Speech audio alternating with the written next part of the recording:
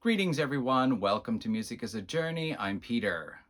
Yes, the photograph you are seeing here right now is a photo that was taken from the view of my table here as it was about a week ago and remained that way for a few days. Every day I looked at it, I thought, it's kind of interesting that both these albums have a black and white cover. Maybe I should do a video about black and white covers. Nah. And then the next morning, when I opened up YouTube, I started seeing people responding to a thread about black and white album covers.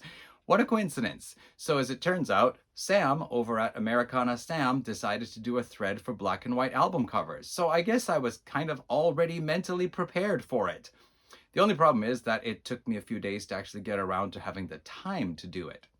Now, I noticed a couple of people, they decided to do their black and white album cover videos in black and white. So,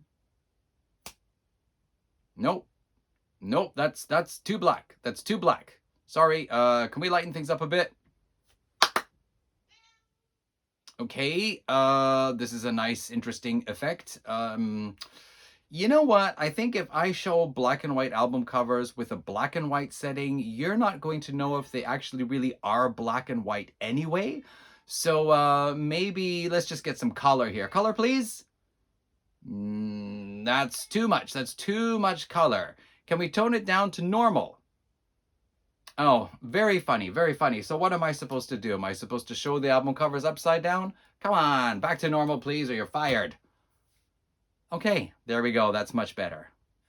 Okay, so anyway, here are the two albums we started with. We've got Led Zeppelin's debut, and this is the latest album by 5440, just released at the end of January here. It's called Portco. This is just a hype sticker on here. And of course, Led Zeppelin, well, we've got the kind of neon orange lettering on there. So there's that. And another one by 5440 that fits this black and white view. This is called Goodbye to Flatland, which was their album from 2003.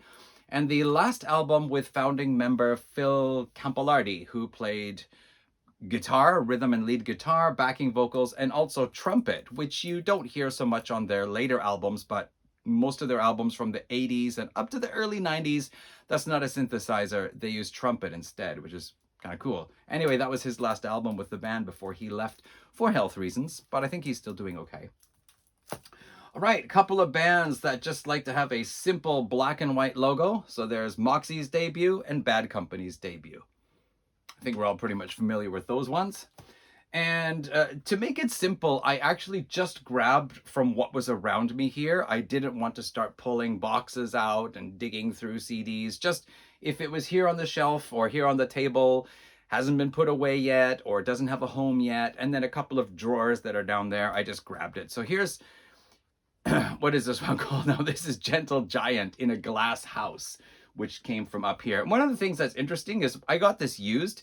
I thought somebody had marked the glass here, the plastic. I thought someone marked it with ink, but as it turns out, it's actually images of the band members on the CD jewel case. So, if this jewel doesn't go back in, if this jewel case gets broken, we're kind of screwed in that way. Thank goodness it's not, but it gives an almost like 3D effect here. Anyway, so that is Glass Hammer. Actually, here's I'm going to show these two together because Steve at A is for Alice, B is for Bob, C is for copy. That's me because I'm copying Steve. No, I actually picked these out a couple of days ago. Free's Heartbreaker album and Rory Gallagher's debut album. I picked them out because they just come off the shelf like right up here somewhere. There's Free and Rory was from up there. So I thought, oh, those are easy. I'll show those. And then I watched Steve's video and he showed the same ones. No surprise, though, we do have a lot of overlap in our musical tastes. Morgan, psychedelic, heavy psychedelic band from, I forget where, somewhere in the States, possibly. It says from the US. Anyway, yeah, from 1969. The opening track is pretty good, Welcome to the Void. I don't really dig the vocals as much. Some of the other tracks are also pretty good, but there's all this bonus material, which is largely like acoustic demo recordings. Since we're talking about late 60s, early 70s, here's the Flower Traveling Band with their most well-known album, Satori, Japanese band who were inspired, I think, was it this band here? Either this band or Blues Creation. One of them, the guitarist, had actually spent time in England and was really interested in how, this whole like heavy rock scene was coming along. So he brought that with him back to Japan, and suddenly all these heavy rock bands started popping up everywhere. But that's Flower Traveling Band with Satori.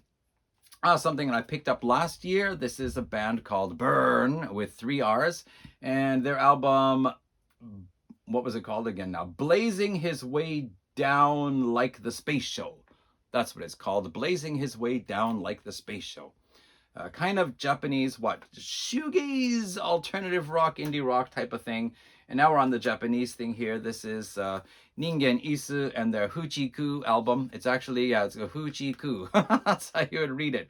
Which is basically something about like crazy sickness kind of a thing here. And they've done it where the CD actually, because it's supposed to be about craziness, they've actually done it so that the CD opens the opposite way. And that's actually the way Japanese books open too. They open the opposite way from the Western way. What the heck? Now I got to try to put this back together again. Okay, there we go. Still on Japanese artists, one of my favorite ones I often talk about. This is Maki Yano, or Yano Maki as she's known over here. Family name Yano. First name Maki, and this goes back to 2002, 2003. Kono sekai ni ikite, I think it is. Kono sekai wo ikite. Yeah. Is that? Yeah, Kono sekai ni ikite. That's right. Living in this world, basically. So a nice black and white album cover there. She does have a couple of others that are in black and white as well, but this is the blackest and whitest of them. Others have lots of shades of gray. So thought I'd throw her in there for sure. Always good to get a bit of Yanomaki in my showing. Going to more of a white theme, this is a prog band called Perfect Beings with Johannes Lully on guitar. He was in Moth Vellum and he did 3 albums with Perfect Beings, and then he has since gone on to do some jazz guitar albums. But that's their 3rd album. What the heck was it called again? It was called Vier, I guess. Yeah, so that's it. And that's a pretty cool album too. If you never heard Perfect Beings, Vier is probably the best one to go with. Some stuff I got from Kim over at This Is Music. I'm so behind in getting stuff into my computer. Partly it's because my hard drive is starting to get too full. Every time I put a couple of new CDs in, I have to delete something. So it's a big job. Get to that. But yeah, some stuff from Kim, DAD, Disney After Dark, a Danish band here. And this is Dizzy Miss Lizzy, a nice box set I got from him. I really want to get to all of these stuff here, but as I said, there's a lot of work to do. And if you know the story, things have been a little bit wonky around here. I started working on Sundays. My kids had the flu recently. So one other Japanese album to show. This is a CD. There is a CD in here. There it is. There's a CD, but it actually comes in like a comic book format like that. And the album cover depicts a whole bunch of schoolgirls all sitting writing at desks. And I'll show you the image here because there is actually one that is a skull.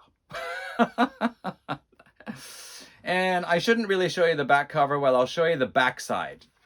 That's the backside. Did you see that? Okay, that's the backside of an old lady doing some weird pose. Old lady, old man, either. Not sure. Anyway, that's it. That's my thing. That's my black and white albums video then.